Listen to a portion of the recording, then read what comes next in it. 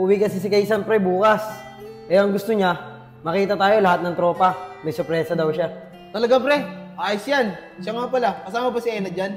Eh pre, kung sa akin lang eh. Ayoko isama yan sa Enad. Kaso ang gusto ni Kaysan, dapat kompleto tayong lahat. Kaya wala akong magagawa kung hindi isama yan sa Enad. Uy mga pre! Kamusta kayo? Mga pre, si Kaysan! Tara, lapit natin!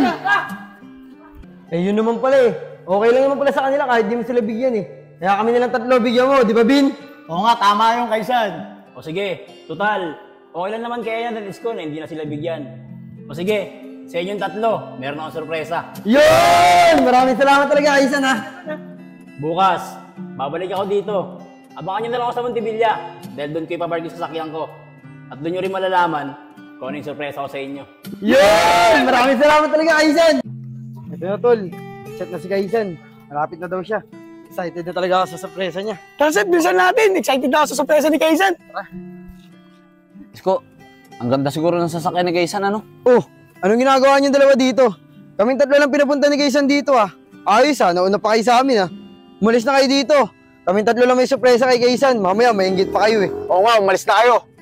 Teka lang, Sep. Gusto lang naman namin makita si Kaysan eh. Masama ba yun? Hindi naman masama, Isko. Ang problema lang, baka may inggit kayo sa ibibigay sa amin ni Kaysan. Di ba nga mga tol? Oo nga.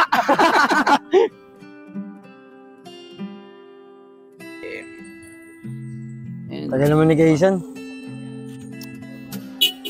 Oh, mga tol, eh naata si Kaysan oh. Isko, si Kaysan na yata yan.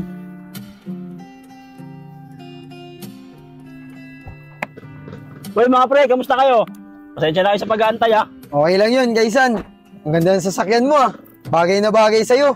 Eh sarili ka pang driver oh. Iba talaga pag mayaman. Wala yun pre. Ano, ready na ba kayo? Hi! Salamat! YouTube time na! Bestie, alam mo ba na pwede na bumili dito? Sa YouTube mismo? Ha? Paano? On YouTube, simply watch, click, and check out with exclusive YouTube shopping vouchers. Tara! Watch and check out na! Sorpresa ko? Oo pre, excited na nga kami. Sumama pa nga itong dalawang to. Kala siguro may ibibigay ka sa kanila. Pre, ikaw na nga magpauwi sa dalawang yan. Pasensya na kayo mga pre ha. Hindi ko sila pwedeng paalisin. Dahil isa sa kanila, kasama sa sorpresa ko sa inyo. Ano? Isa sa kanila kasama sa sorpresa mo? Paano?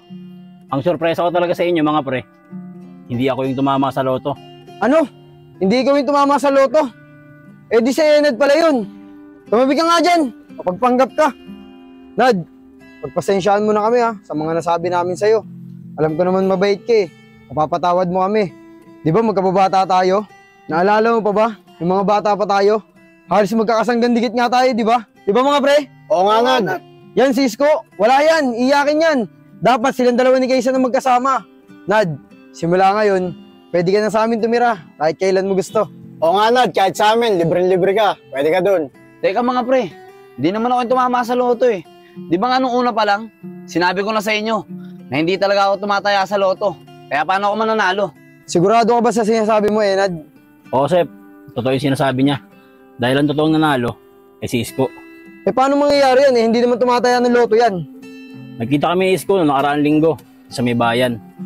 Doon siya tumaya ng loto.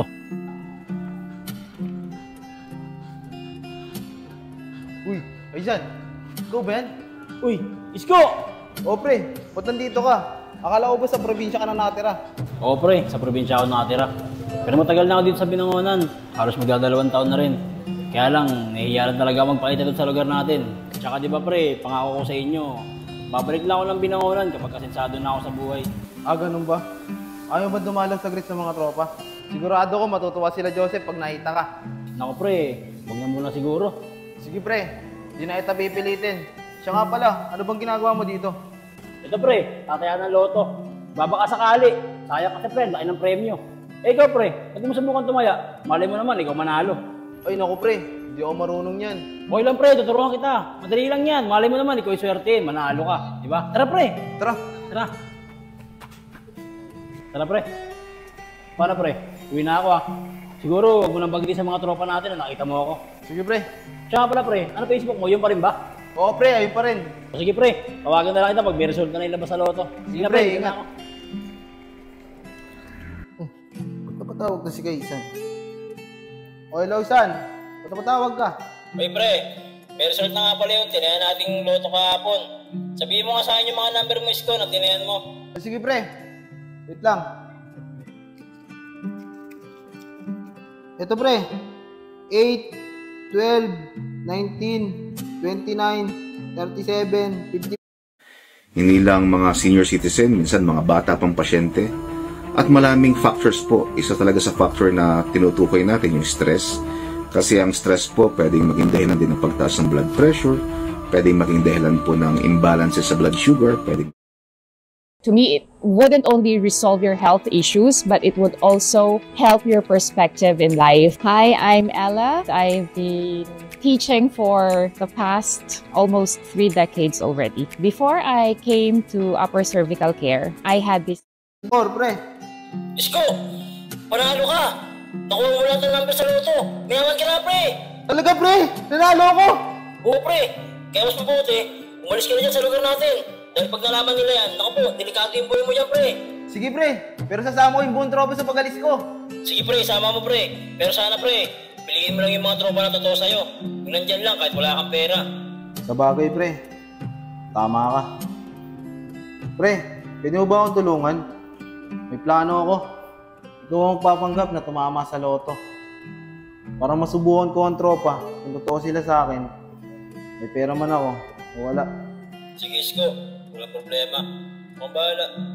Salamat kaysa na. Oo, nabalitaan ko na yan. Eh, ang usap-usapan niya dito sa lugar natin, kababata daw natin yung nanalo sa loto. Talaga, Sep? Kababata, Sep?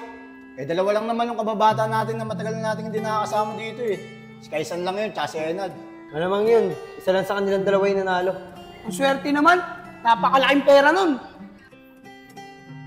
Ayos, wala si Enad. Hello, Kaisan. O, hello, Isko. Bakit napatawag ka? Kaisan, padala mo si Joseph ng pera para sa tropa. Titingnan natin kung anong gagawin nila sa pera.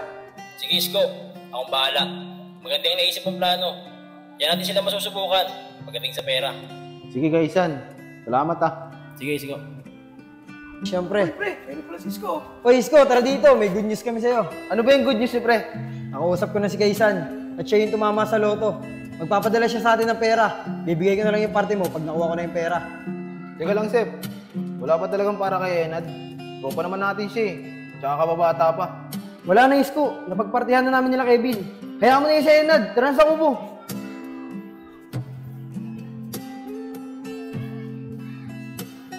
Pinlano namin to lahat ni Kaisan para malaman namin kung sinong karapat dapat na tulungan sa inyong mga kaibigan ko.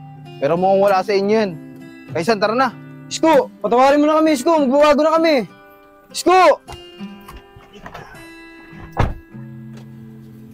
Nad, ano pang ginagawa mo dyan? Tara na.